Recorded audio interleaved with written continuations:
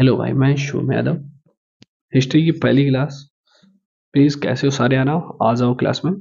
हड़प्पा सभ्यता। हड़प्पा सभ्यता की खुदाई कब हुई थी? जल्दी से जल्दी आप क्वेश्चन का आंसर कमेंट बॉक्स में दें। जल्दी से जल्दी आंसर कमेंट बॉक्स में दें।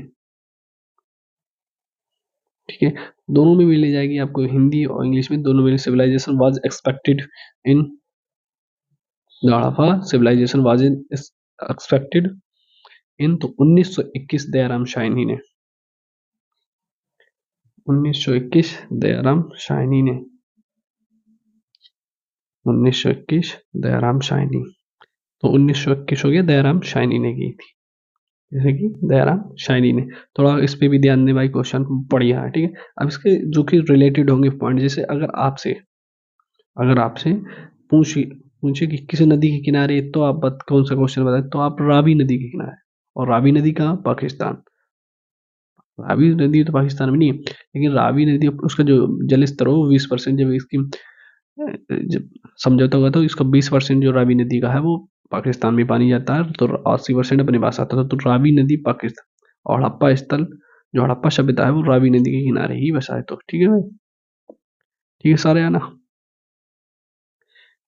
वो भी हम लाएंगे जब इसका मतलब 20% और 30% जो वाटर का और जो वो भी है उसका समझौता हुआ था, वो भी हम आपको बता दें। ठीक है, अभी जो चल रहा है उसका समझो।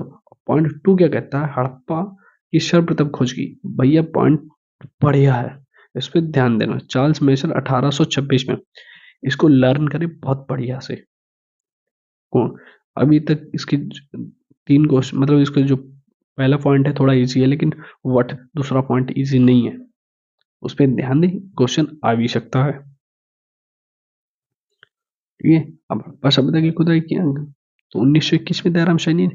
ये भी एक इजी है, पढ़ाना पड़ेगा नहीं। फर्स्ट दूसरा पॉइंट, जो पहला पॉइंट जो था वो इजी था। अब हड़प्पा सभ्यता को 2 बार सर्वेक्षण किसने किया? ये भी भाई याद करने वाली चीज है भाई, इस पे भी ध्यान देना। क्वेश्चन बढ़िया है, इस पे जिस पे हम बोले ध्यान देना, तो उस पे संभाल के ध्यान देना। तो जर्नल कानिगम किसने की थी? हड़प्पा सभ्यता का 2 बार सर्वेक्षण किया था जनरल कानिगम ने। ठीक है, जितने पॉइंट हम लिखवा रहे हैं तो इसको तो अब बढ़िया से याद करना। ठीक है, हड़प्पा को मेसोपोटामिया, हड़प्पा का मेसोपोटामिया का उपनिवेश किसने कहा? ये भी क्वेश्चन भाई आज तक आप तो देखा नहीं होगा, हम बता रहे। जो देखा है तो इसको बढ़िया से कॉपी में लिख लीजिए। ठीक है, तो हिलर ने, किसने? हिलर ने हड़प्पा को मेसोपोटामिया का उपनिवेश कहा है। हिलर ने कहा है। किसने कहा? हिलर ने। दूसरा क्वेश्चन क्या है? सिंधु घाटी सभ्यता, सिंधु घाटी सभ्यता का काल माना जाता है, जो सिंधु घाटी सभ्यता का काल माना जाता है, तो कितना माना जाता है? 350 बीसी से लेकर 1750 बीसी। कीजिए क्वेश्चन, ध्यान दो या ना दो कोई बात नहीं, डील सकते हो उसको। इस क्वेश्चन को आप डील भी सकते हो, 350 से 1750 बीसी तक। ठीक है, इसमें आप क्वेश्चन इसको दिल्ली पुलिस के लिए क्वेश्चन इसको डील सकते हैं, मतलब इजी क्वेश्चन है, लेकिन आर्मी के लिए नहीं, उसमें याद कर लो। अब इसमें अगर लिपि पूछ ली जाए, सिंधु सिंधु सभ्यता की लिपि, तो भाव चित्रात्मक। सिंधु सभ्यता की जो लिपि है वो भाव चित्रात्मक। मैं क्वेश्चन पढ़ते ही इसका आंसर दे सकता, इतना मतलब माइंड है। तो ऐसा माइंड नहीं होता, बार बार प्रैक्टिस करें, बार बार इसको याद करें तो इसको एक रफली कॉपी में दोबारा लिखें बिना देखें। जितनी बार लिखेंगे लिख लिख के याद करिए, रट्टा मत, लिख लिख के याद करिए, परमानेंट याद होगा। ठीक है, इसका पश्चिमी भाग, सिंधु सभ्यता का जो पश्चिमी भाग पूरा स्थल है वो उसे कहते हैं सुतगंडोर। सुतगैंडोर, जो कि बलूचिस्तान में है। सर्वाधिक पश्चिमी स्थान जो है इसका सुतगैंडोर है। कौन सा है? सुतगैंडोर। लिख लिया भाई?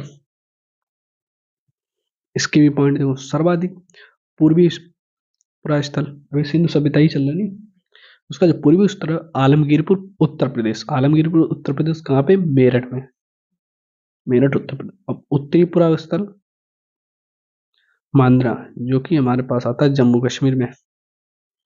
मांद्रा जम्मू कश्मीर में।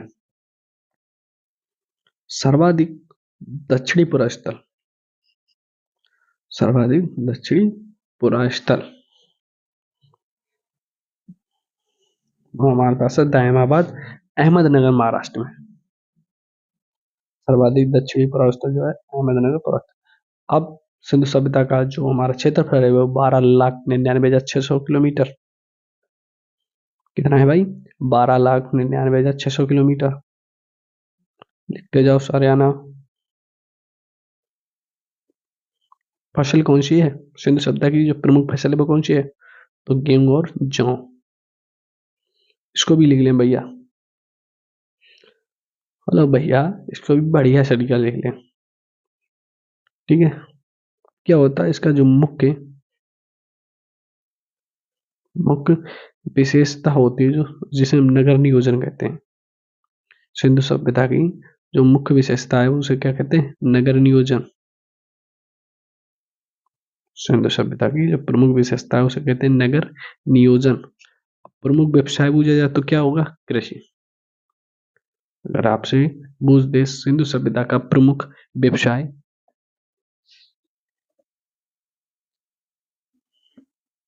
मुख्य व्यवसाय जो होगा वो हमारे पास आएगा कृषि।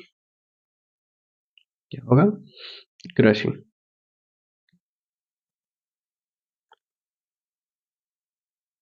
जो सिंधु सभ्यता के जो लोग थे पूजा करते थे वो मृत देवी की, मृत देवी की। हल भाई, जितना हम कराए उतना, अगर वृक्ष आपसे पूछ लिया जाए तो पीपल का। जितना हम कराएं उतना आप याद करते चाहिए। मतलब सबसे बड़े इंपॉर्टेंट ही क्वेश्चन आपको प्रैक्टिस कराए जाएंगे, जी जान लीजिए। इंपॉर्टेंट से इंपॉर्टेंट क्वेश्चन प्रैक्टिस कराए जाएंगे। ठीक है। एनडीए हमने 2022 फर्स्ट और एनडीए 2000 सेकेंड दोनों क्वालिफाई है। तो जी के बढ़िया से हम आपको समझा सकते हैं। मतलब ये तो आपको बेसिक समझा रहेगा, और हमें डिटेल में समझानी हो ना तो उसके लिए क्लास दूसरी लो। ये तो ऐसा ही चलता है भाई। मोहनजोदड़ो की खोज की राखाल दास बनर्जी ने 1922 में। पूरी डिटेल से जानना है तो उसके लिए हमारी नेक्स्ट आएगी जिसमें हम लिखेंगे मैराथन क्लास। उसमें बाकायदा हम थ्योरी से, थ्योरी फिर क्वेश्चन, फिर थ्योरी फिर क्वेश्चन। ठीक है। और मोहनजोदड़ो की जो इमारत है उसे कहते हैं Anna Nagar. 11.88 metre into 7.0 metre into 2.43 metre. ये मोहनजोदड़ो की सबसे बड़ी इमारत है Anna Nagar. 11.88 metre into 7.01 metre into 2.43 metre. किस नदी के किनारे मोहनजोदड़ो है? तो सिंधु नदी के, पाकिस्तान के लरखाना जिले में। इसका भी हुआ था। तो किसका समझौता हुआ था? सिंधु नदी और व्यास नदी, इसका भी समझौता हुआ था। पाकिस्तान से पानी कितना इधर जाएगा, 80% इधर जाएगा, 20% इधर जाएगा, उसका भी समझौता हुआ था, इसका भी समझौता हुआ था। तो आग का आविष्कार जो हुआ था वो पूरा पाषाण काल में हुआ। आग का आविष्कार पूरा पाषाण काल। आग का हमारा आविष्कार है वो कब हुआ था? पूरा पाषाण काल में। इतना हो गया ना भाई। जितना होता जाए उतना आप लिखते जाइए, बढ़िया से नोट्स काफी बनाएंगे। इतनी स्लो चल रहे हैं, स्लो ही पढ़ा रहे हैं, यानी कि आप वीडियो चलते चलते भी लिख सकते हो। नहीं लिख पाए तो उसको रोक के फिर लिख लो, कोई दिक्कत नहीं है। कृष्ण तथा पहिया, कृष्ण तथा पहिया का आविष्कार किस काल में हुआ था? तो नवपाषाण काल में। कृष्ण तथा पहिया का आविष्कार हुआ था नवपाषाण काल में। भाई मैं क्वेश्चन तो आपको आंसर बता दिया है। अब आप इंग्लिश में भी लिख सकते। इंग्लिश में देखो क्वेश्चन है, मतलब जो क्वेश्चन लगेगा इंग्लिश में भी उसे लिखना चाहिए, तो इंग्लिश में भी लिख देते हैं। बट क्या है यार, दिल्ली पुलिस है। ठीक है। नवपाषाण काल में। अब क्या होता, चाक का जो आविष्कार हुआ था वो भी नवपाषाण काल में। कृष्ण तथा पहिया का तो आविष्कार नवपाषाण काल में हुआ, लेकिन चाक का भी आविष्कार नवपाषाण काल में हुआ था। पॉइंट लिखते चलो। ठीक है। पॉइंट लिखते चलो, मतलब जो बढ़िया पॉइंट। नवपाषाण शब्द किसने दिया था? तो जॉन लावुक ने दिया था। जॉन लोवाक ने दिया था। किसने? लोवाक ने। लिखते जो जो शब्द, इस पे भी गौर करिएगा। और जो नवपाषाण काल जो इसमें जो चाक का आविष्कार हुआ था इस पे भी गौर करिए। क्रिस तथा पहिया से ढील दिए तो कोई दिक्कत नहीं है, लेकिन बट इनको ध्यान में रख के चलना। सिंधु सभ्यता का प्रमुख बंदरगाह तो लोथल, गुजरात के बोगबा नदी तट पर। इस पे भी थोड़ा ध्यान दें, क्वेश्चन बढ़िया है। सिंधु सभ्यता का प्रमुख बंदरगाह लोथल, गुजरात के भोगबा नदी के किनारे तट पर।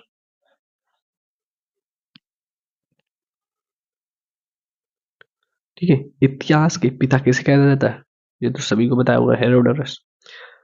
ये क्वेश्चन थोड़ा ज्यादा ही इजी पड़ गया है, बट उनके लिए इजी है जो पढ़ते हैं, और पढ़ते ही नहीं उनके लिए इजी नहीं है। वो सब कुछ बोल सकते हैं, ये तो कोई बात ही नहीं है।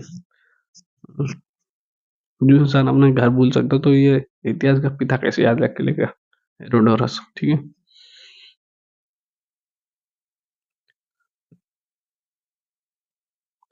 ठीक है। क्रस्ट तथा पहिया का आविष्कार थोड़ा ध्यान दें, और नवपाषाण काल में जो चाक का आविष्कार हुआ उस पर भी ध्यान दें। बट नवपाषाण शब्द जो है जॉन लावर्ग ने जो ल्यूवाक ने दिया है, इस पे तो ज्यादा से ज्यादा ध्यान दें। ठीक है। अब देखो हड़प्पा सभ्यता के सारे पॉइंट उत्तर करा दिए, बट मुझे लगा कि इधर एक दो पॉइंट रह गए हैं, उसे भी कराना चाहिए। एक दो इंपॉर्टेंट जो पॉइंट रह गए हैं तो हमने सोचा इधर कराना। तो सबसे प्रिय पशु कौन सा है? तो एक सींग वाला बैल, जिसे कहते हैं कुबर वाला बैल। कुंवर वाला बैल, जो एक सींग वाला बैल देखा है आपने, उसी को कहते हैं कुंवर वाला बैल। ठीक है। वही सिंधु सभ्यता का, वो हड़प्पा सभ्यता का जो प्रिय पशु होता है। अभी देखो एक पॉइंट और हम आपको दे रहे हैं। प्रमुख खेल जो है वो पाशा है। प्रमुख जो खेल है वो कौन सा है? पाशा है। प्रमुख खेल पाशा। और सबसे प्राचीन वेद कौन सा है? तो ऋग्वेद में। सबसे प्राचीन वेद कौन सा है? तो ऋग्वेद है। कौन सा है? ऋग्वेद। सबसे प्राचीन वेद ऋग्वेद। सबसे प्राचीन वेद किसे माना जाता है? ऋग्वेद। अब पूछ सकते हो ऋग्वेद में मंडलों की संख्या 10 मंडल है ऋग्वेद में, और 10,580 मंत्र भी हैं उसमें, ऋग्वेद में। ठीक है। जितना हम बोल रहे वो भी आप लिख सकते हो। ऋग्वेद में 10 मंडल हैं, और उसमें 10,580 मंत्र भी दिए गए हैं। ठीक है। और ऋग्वेद सभ्यता का काल जो माना जाता है वो 1500 बीसी से 1000 बीसी तक। हाँ, और सबसे बढ़िया चीज है जो गायत्री मंत्र है, इसमें जो गायत्री मंत्र है भाई, इसको भी नोट पॉइंट में लिख लीजिए। बट नोट पॉइंट में नहीं लिखा तो नोट पॉइंट में लिख लीजिए बीच में, कि जो गायत्री मंत्र है वो हमारे ऋग्वेद का, जो ऋग्वेद है उसमें से तीसरे मंडल से लिया गया है। ऋग्वेद में 10 मंडल है, तो तीसरे मंडल से लिया गया है गायत्री मंत्र। इसकी रचयिता जो है विश्वामित्र है। गायत्री मंत्र की जो रचयिता है वो विश्वामित्र है, जो हमारे ऋग्वेद के तीसरे मंडल से लिया गया था। ठीक है। ऋग्वेद में सबसे बाद का मंडल कौन सा है? 10वां मंडल, क्योंकि अभी हमने आपको बताया ना ऋग्वेद में कितने मंडल है? 10 मंडल। तो बाद का मंडल भी तो 10वां ही हुआ ना। ठीक है। इतनी भी बात समझे चलो। ठीक है। और ऋग्वेद में हमने बता ही दिया भाई। ऋग्वेद का जो 9वां मंडल है वो किसको समर्पित है? ऋग्वेद का जो 9वां मंडल है वो किसको समर्पित है? तो वो सोम देवता को समर्पित है। ये भी क्वेश्चन, मतलब जो क्वेश्चन हम बोल रहे हैं वो भी आप लिखते चलिए, लिख सकते हो तो। ठीक है भाई। अब जैसे ऋग्वेद का जो ऋग्वेद में सबसे बाद का मंडल 10वां मंडल है ना, तो 10 हमने मंडल भी बता दिया आपको। और ऋग्वेद में सबसे पवित्र नदी मानी जाती है, ऋग्वेद में जो सबसे पवित्र नदी मानी जाती है वो सरस्वती नदी मानी जाती है। एक क्वेश्चन और हम बोले, वो भी सेम, जो सोम देवता है उनको जो 9वां मंडल समर्पित है, ऋग्वेद का जो 9वां मंडल है वो समर्पित है। और गायत्री मंत्र जो तीसरे मंडल में दिया गया, और गायत्री मंत्र की जो रचयिता है वो विश्वामित्र है। ठीक है। और ऋग्वेद में सबसे पवित्र नदी मानी जाती है सरस्वती। और ऋग्वेद में बाद में जोड़ा गया, कौन सा मंडल जोड़ा गया? तो जाहिर सी बात है भाई, ऋग्वेद में अगर बाद में कोई मंडल जोड़ा जाएगा, ठीक है, पहला व 10वां, पहला और 10वां। ठीक है। ये थोड़ी इजी है, लोग जो क्वेश्चन बोले भाई उस पर ध्यान देना। नहीं ध्यान दे सकते हम उनको कल करा ही देंगे आपको, तो उसको लिख भी लेना। ऋग्वेद का सबसे ऋग्वेद का सबसे महत्वपूर्ण देवता, जिसे वो अपना महत्वपूर्ण मानते हैं, वो कौन था? इंद्र देवता। इस पे भी थोड़ा ध्यान दे सकते हैं। ऋग्वेद का सबसे महत्वपूर्ण देवता कौन है? इंद्र देवता।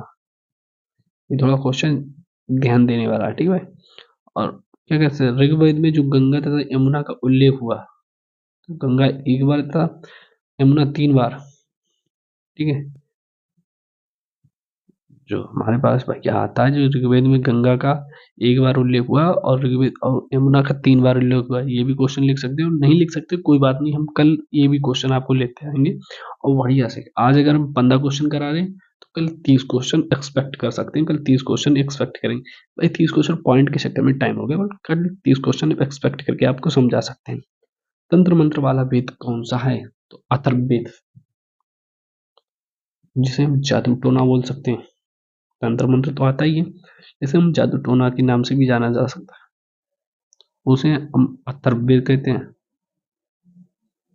क्या कहते हैं? अथर्ववेद। आज इतना ही रखते हैं, आज की क्लास। और जो कल की जो नेक्स्ट क्लास आएगी वो भी हिस्ट्री की आएगी। लगभग तो उसमें 30 क्वेश्चन होंगे, उनके जो मेन मेन पॉइंट होंगे वो भी आपको दिए जाएंगे, ठीक है। इस क्लास मिस मत हो, इसके लिए प्लीज सब्सक्राइब ऑल पे सब्सक्राइब कर लीजिए, जिससे आपकी जो क्लास है उसका नोटिफिकेशन आपके पास पहुंच सके। तो क्लास मिस नहीं होनी चाहिए। और जो कल जो हम लेकर आएंगे क्लास, उसमें सारे के सारे क्वेश्चन और पॉइंट जो होंगे, सबसे बढ़िया पॉइंट होंगे। पॉइंट तो हम आपको सबसे बढ़िया कराएंगे, क्योंकि उस पॉइंट पे ही क्वेश्चन ज्यादातर पूछे जाते हैं, ठीक है भाई। सारे